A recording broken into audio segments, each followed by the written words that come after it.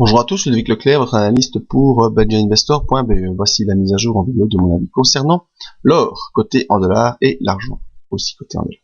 Eh bien alors, cette semaine a donné une semaine d'hésitation totale. Suite à l'accélération qu'on a connue fin de semaine dernière, donc le 19 juin, depuis on est en hésitation, en latéralisation, on attend quelque chose. Vous voyez qu'on est revenu sur une zone de résistance située ici vers 1320-25. Et depuis, bien, on a fait vraiment toutes les séries de toupies, de doji, de tout ce que vous voulez possible, imaginable, des doji en haute vague, des doji toupies, des presque des pendus. Enfin, on a vraiment eu toute la série ici sur quelques séances. Donc tout ça, ce sont des bougies d'hésitation. L'essentiel étant que dans cette bougie avec un grand corps blanc, on ne revienne pas sous la moitié de ce grand corps blanc, c'est-à-dire aux environs des 1300$. Donc quand on reste au-dessus, on est toujours dans l'impulsion de cette grosse bougie haussière du 19 juin qui a rejoint une zone de résistance. On a ici une forme également, on va dire presque de tasse avec anse, et donc ce qui nous donne la possibilité d'avoir une poussée haussière assez importante, peut-être jusqu'aux 1400$ si la zone ici des 1320 est franchie. Une zone très importante à surveiller pour la semaine prochaine, la zone des 1327-25, donc vraiment zone très importante à surveiller. Et vous pouvez prendre, à mon sens, des positions positives au-delà de cette zone. Tant qu'on reste en dessous, eh bien, on attendra vraiment que l'impulsion se déclenche pour passer au-dessus de ce dernier sommet du 14 avril qui avait clôturé à 1326,26. Donc vraiment, si on arrive à franchir cette zone en clôture, on peut prendre des positions pour viser la zone ici des 1394-1400$, à mon sens. C'est ce que moi je ferais en tout cas. Au niveau des indicateurs, on voit le RSI installé au-dessus des 60 avec cette perte de puissance ici suite à tous ces dojis d'hésitation. Le MACD bien au-dessus de son signal, avec le signal également haussier, tout ça au-dessus de 0, c'est de bon augure pour la suite également. Et donc je vous dis, le point de repère essentiel ici, 1326, 1327, zone à surveiller. Si on arrive à accélérer au-dessus de ça en clôture, eh bien, on peut viser les 1400$. Ça, c'est mon avis.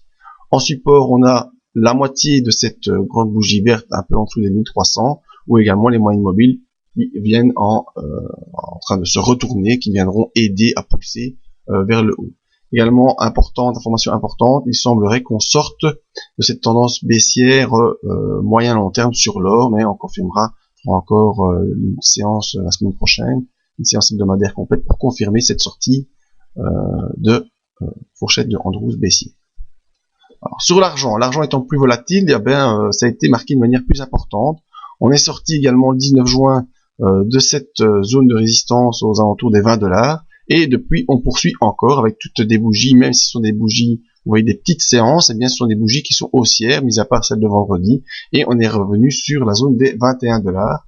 Donc c'est comme je vous le disais pour l'or, eh bien on est dans cette impulsion haussière qui se poursuit et qui devrait se poursuivre jusqu'aux prochaines zones de résistance, zone qu'on peut placer ici. La première zone aux environs des 21,5$, et deuxième zone qui est le dernier sommet qu'on a connu ici au courant du mois de février, eh bien la zone des 21,51, 21,92 est une zone de résistance qui donnera vraiment un repère pour les séances prochaines. Oh là là, on s'en va. Un repère pour les séances suivantes dans le moyen terme.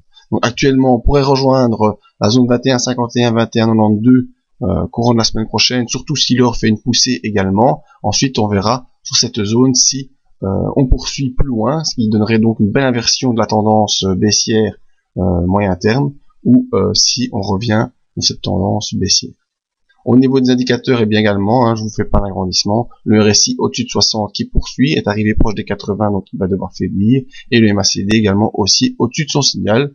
Donc les repères sur l'argent, toujours haussier en direction des 21,51, 21,92, en support les 20,5 ou les 20$, et concernant l'or, et bien également en résistance la zone des 1327$, et en support la zone des 1300, plus bas 1285, mais on est pour l'instant également en impulsion haussière court terme sur l'or, et une impulsion qui devrait se poursuivre, on n'a pas de consolidation importante.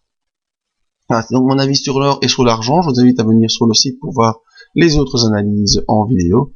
N'oubliez pas la promo sur le mondial qui se termine le 30 juin. Donc il vous reste lundi, ce dimanche et lundi pour en profiter. Également, si vous voulez voir un peu la méthode Beja Investor qui m'aide dans l'apport que je donne aux particuliers, les bases de la méthode, une petite vidéo faite en relation avec Big Bang. Merci à tous et à bientôt.